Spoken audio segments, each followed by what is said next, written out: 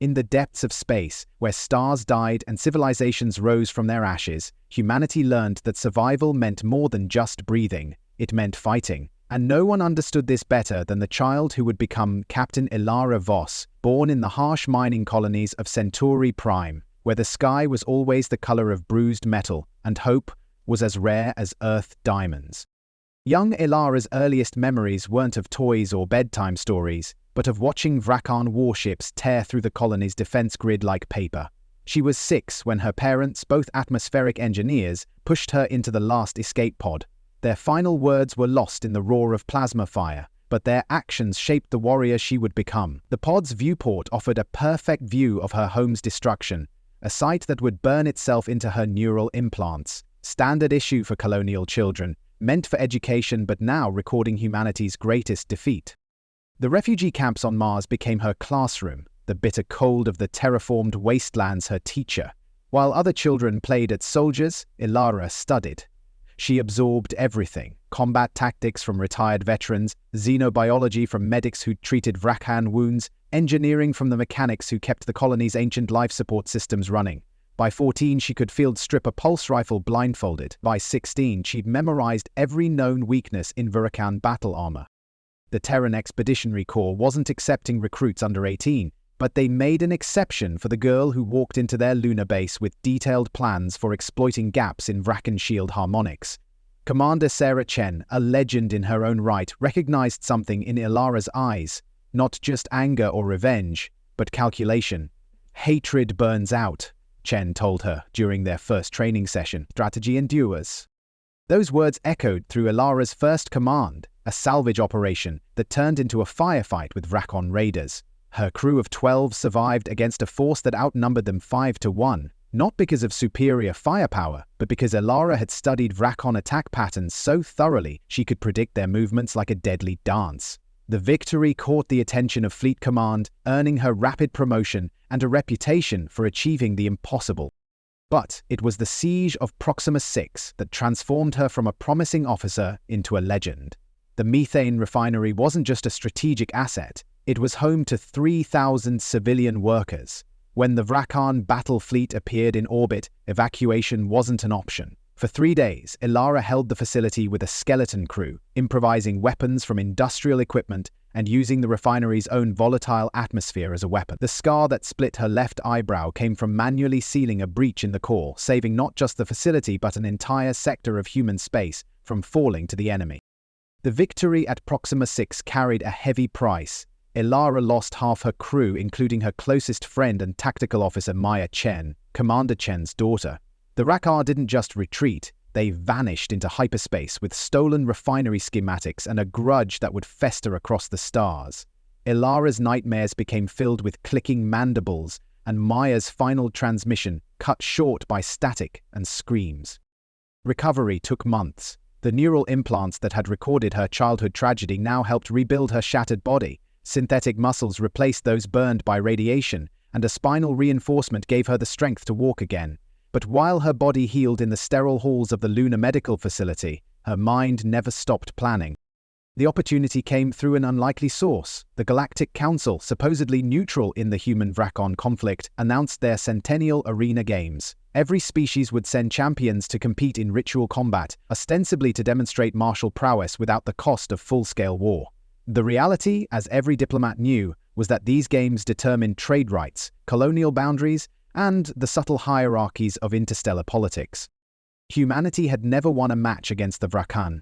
Their previous champions, all heavily armored soldiers with state-of-the-art weapons, had fallen to superior alien strength. The Council considered humans a minor species, barely worth a footnote in galactic affairs. When Ilara volunteered, the military command initially refused. "You're too valuable to waste on a suicide mission," Admiral Torres told her during a private meeting.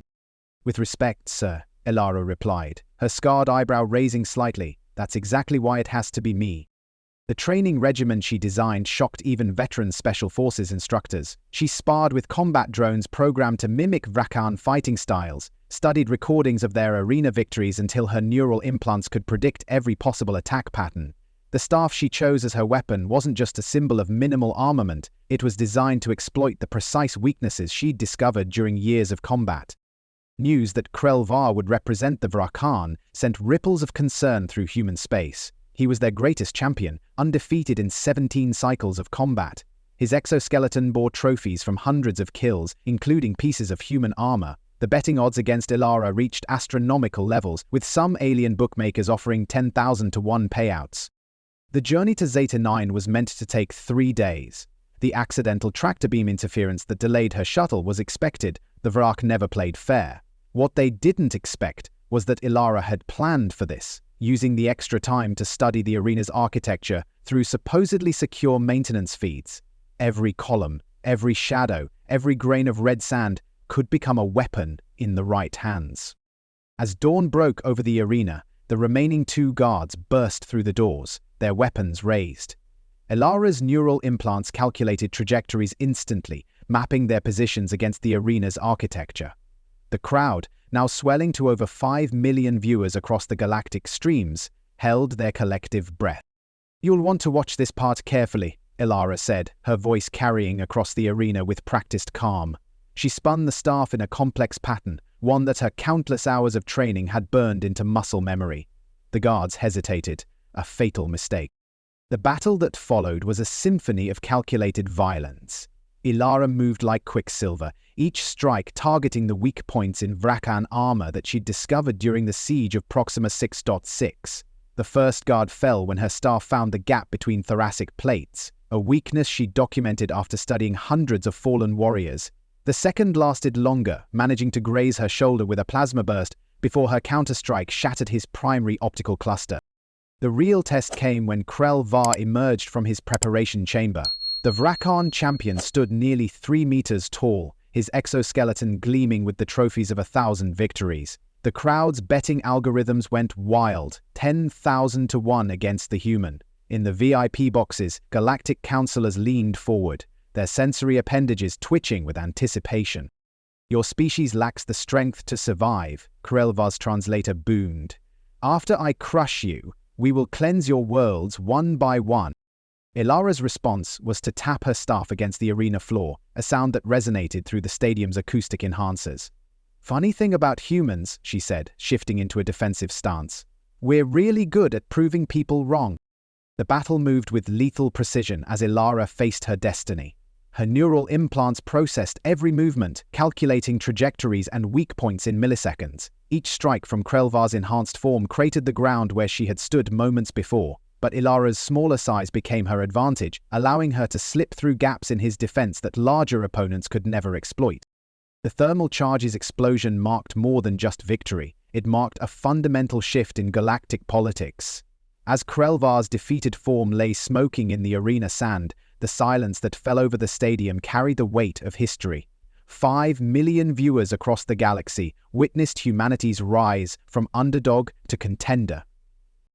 The aftermath rippled through human space like a shockwave. Within hours, the Terran Expeditionary Corps reported a surge in recruitment applications. Colonial governments began renegotiating trade agreements, leveraging their newfound respect. The Vrakan, for the first time in their history, sent diplomatic envoys to Earth. Ilara's recovery took weeks. The medical bay's quiet solitude gave her time to process not just her physical wounds, but the magnitude of what she'd accomplished. Young cadets gathered outside her window, hoping to catch a glimpse of the woman who had changed humanity's future. But Ilara's thoughts remained with those who couldn't witness her triumph. Maya Chen, her fallen crew, her parents on Centauri Prime. Commander Chen visited her on the final day of recovery, bringing with her an offer from Fleet Command.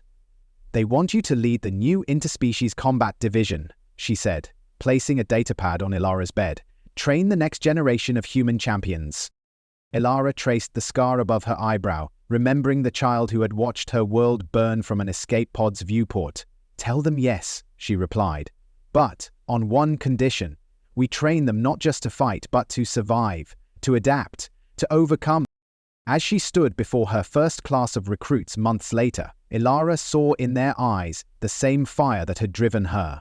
The galaxy had learned to respect humanity, but respect was just the beginning. The real work, building a future where humans stood as equals among the stars, was just beginning. The legend of the arena battle would be told for generations, but Ilara knew the truth. Victory wasn't won in a single moment of glory, but in every small choice that led to it. In the end, humanity's greatest strength wasn't in its weapons or tactics, but in its relentless determination to rise, no matter how many times it was knocked down. The stars watched as a new chapter in human history began, written not in the blood of conquest, but in the promise of persistence. And somewhere in the vast expanse of space, other species began to wonder what else they had underestimated about these remarkable beings called humans. As the stars of Zeta 9 fade into memory and the dust settles on this epic tale, your journey through this story doesn't have to end here. If you've been captivated by Captain Ilara's battle for humanity's future, make sure to join our growing community of space enthusiasts. Smash that like button to power up our quantum engines, subscribe to unlock more legendary tales from across the galaxy, and activate those notification crystals to be the first to witness history in the making. Remember, in the vast expanse of space, every viewer counts, just like every human counted in Ilara's fight. Until our next cosmic adventure, this is HFY Chronicles, signing off.